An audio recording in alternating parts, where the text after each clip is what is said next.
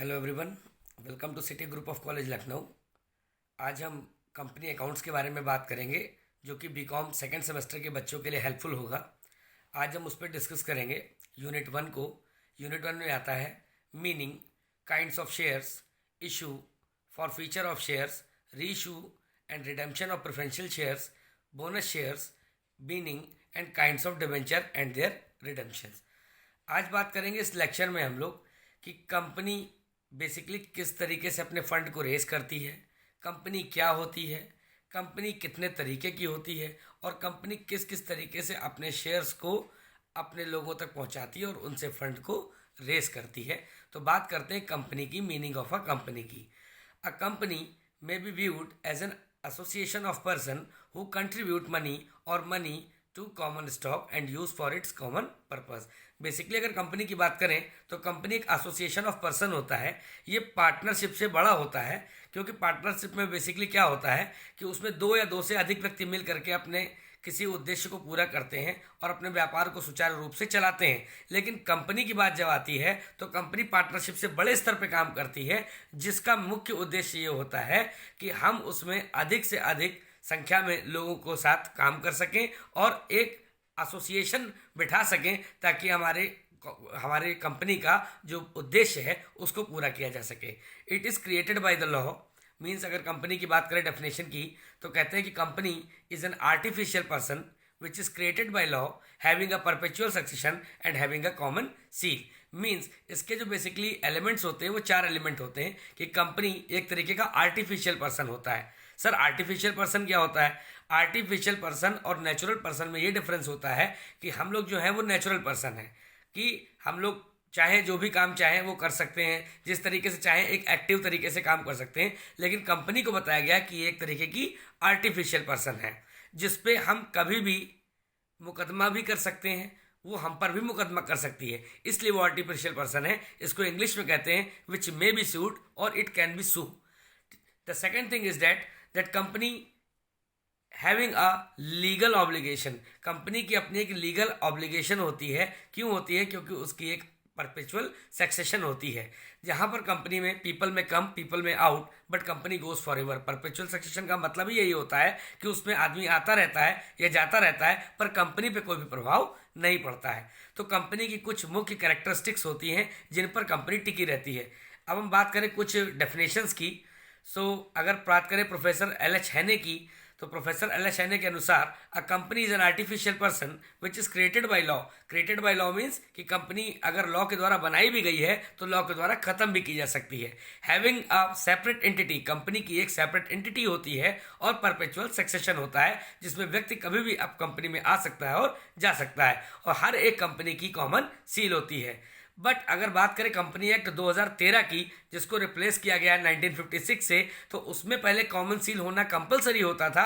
अब ये कंपलसरी नहीं है because of that digital signature. अब जो कंपनी में दे दिया गया है वो डिजिटल सिग्नेचर को माना गया है, ना कि कॉमन सील में। इट इज़ नॉट मैंडेटरी कि हर कंपनी अपनी कॉमन सील रखे, वो एक डिजिटल सिग्नेचर को भी ऑथेंटिकेट कर सकती है। अब बात करते हैं टाइप्स ऑफ कंपनी की।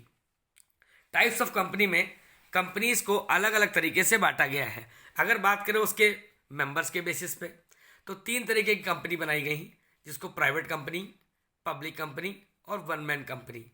जो प्राइवेट कंपनी है वो प्राइवेट ओन्ड होती हैं, जो पब्लिक कंपनी है वो गवर्नमेंट ओन्ड होती हैं, और वन पर्सन कंपनी, ये कंपनी एक्ट 2013 के अंदर अभी लेटेस्ट नई चीज़ डाली गई है कि वन पर्सन कंपनी, कि एक व्यक्ति भी अपनी कंपनी को रजिस्टर्ड करा सकता है। It is deemed to be as a public और it is deemed to be as a private. वो प्राइवेट भी कर सकता है और पब्लिक भी कर सकता है।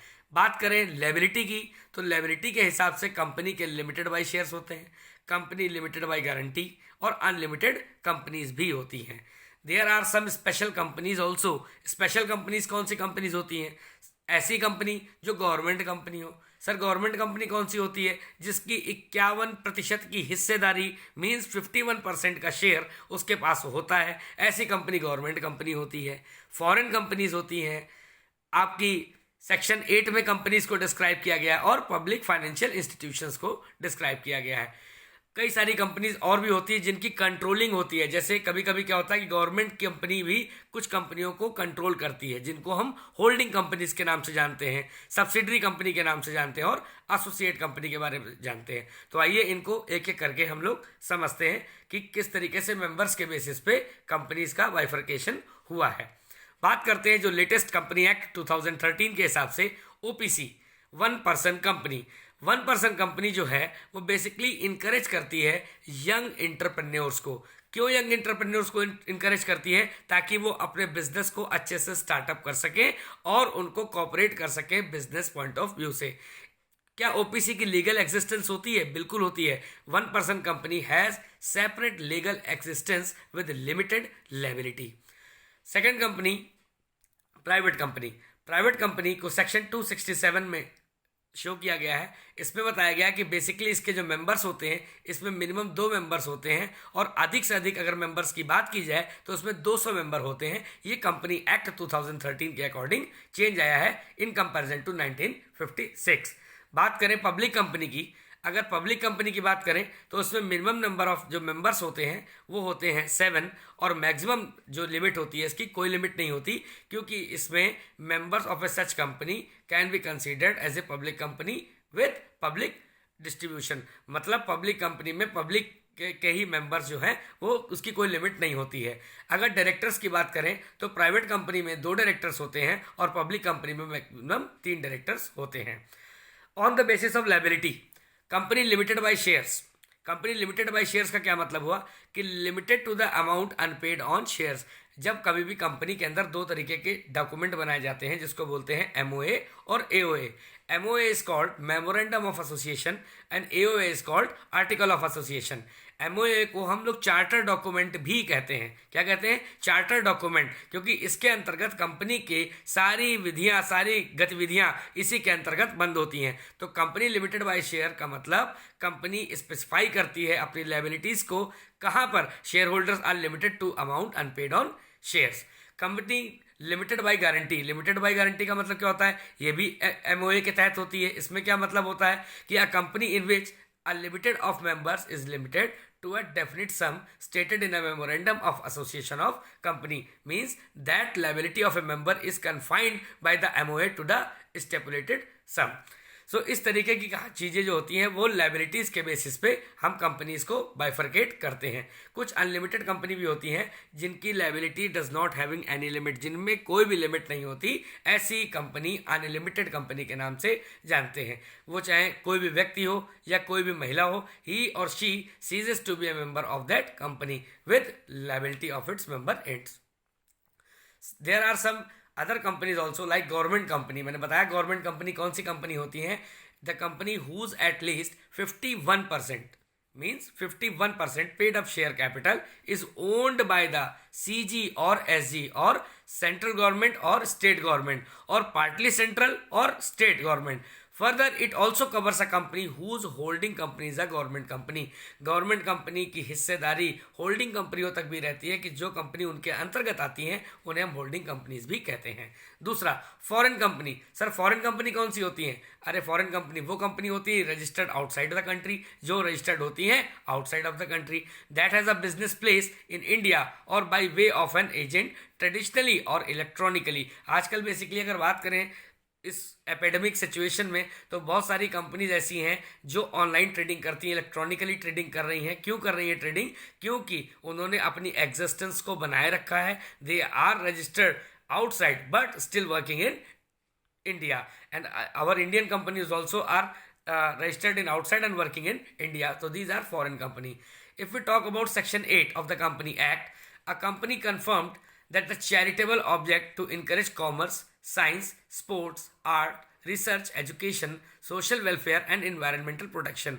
सेक्शन 8 बताया गया कि आप किसी भी तरीके की कंपनी में काम करें लेकिन कुछ चीज़ों को ध्यान में रखते हुए हमें कंपनी को करना पड़ता है, जो कि सेंट्रल गवर्नमेंट ने स्पेशल रेजोल्यूशन पास करके एक लाइसेंस बना रखा है जिसमें हम एनवायरनमेंट को भी प्रोटेक्ट करते हुए, रिलीजन को प्रोटेक्ट करते हुए, एजुकेशन प्रोवाइड करते हुए और सोसाइटी की सोशल वेलफेयर को देखते हुए हम कंपनी का रजिस्ट्रेशन करते हैं। इसमें खास बात ये होती है सेक्शन 8 में कि इसका जो डिविडेंड होता है वो मेंबर्स को पेड नहीं होता है। The controlling power of the Company Act, if we talk about the controlling power of the Company Act, there are some holding companies. Holding company कौन सी होती हैं? These are called a parent company. What? Parent company. A parent company that owns and controls the management and composition of the board of directors of another company is called subsidiary company. Subsidiary companies basically क्या होती हैं? Subsidiary company में more than 51% of its total share capital is owned by another company.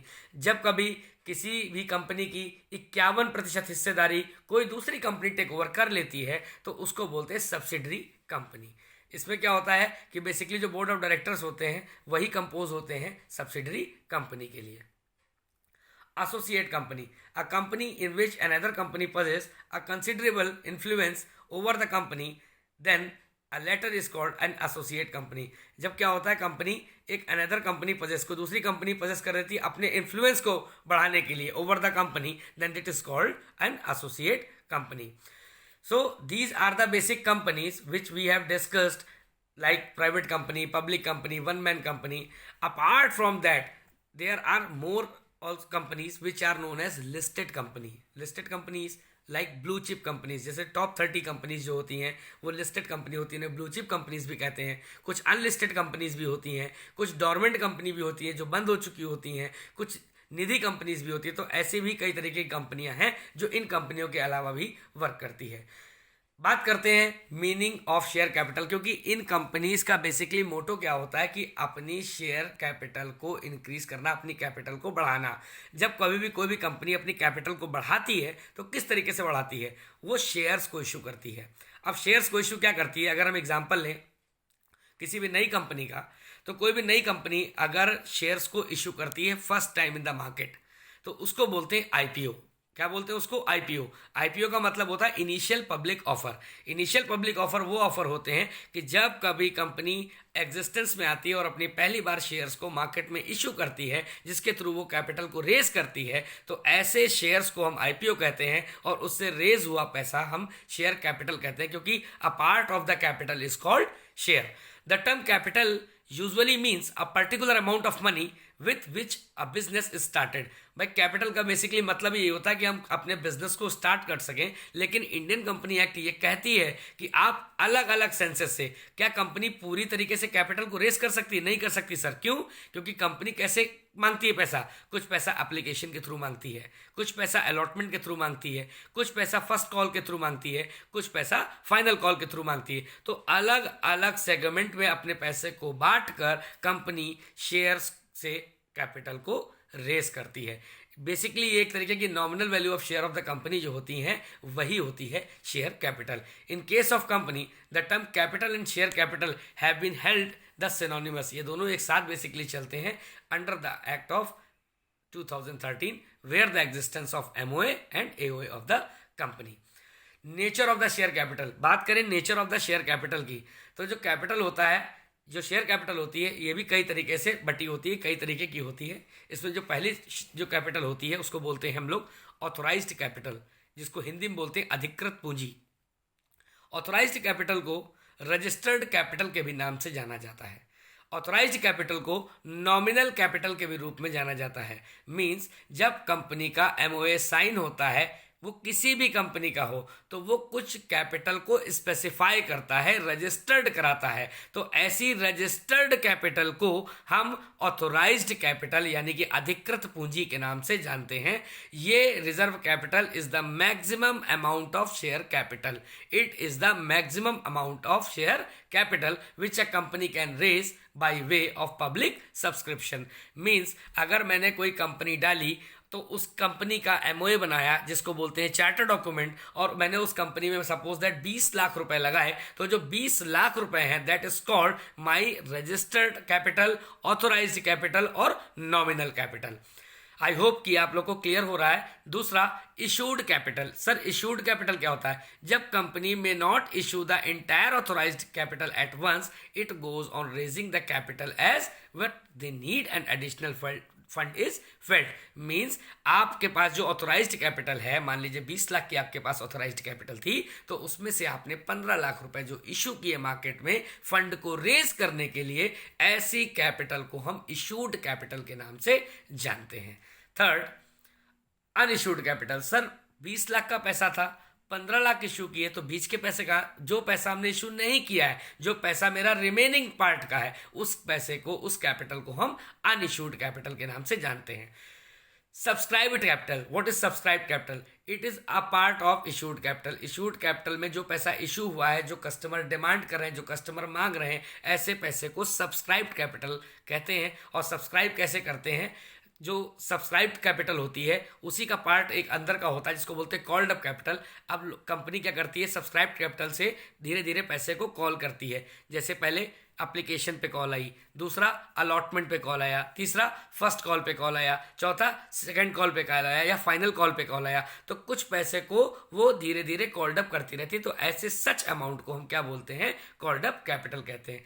ऐसा पैसा sir जो called up नहीं किया है, जैसे 10 रुपए का शेयर था मेरे पास, अब 10 रुपए में 2 रुपए एप्लीकेशन के थे, 3 रुपए अलॉटमेंट के थे, 3 रुपए फर्स्ट कॉल के थे, बाकी मैंने कोई पैसा नहीं मांगा, नहीं कॉल की, तो जो पैसा ऐसा होगा उन्हें अनकॉल्ड कैपिटल कहते हैं। Means it is the uncalled portion of the allotted capital.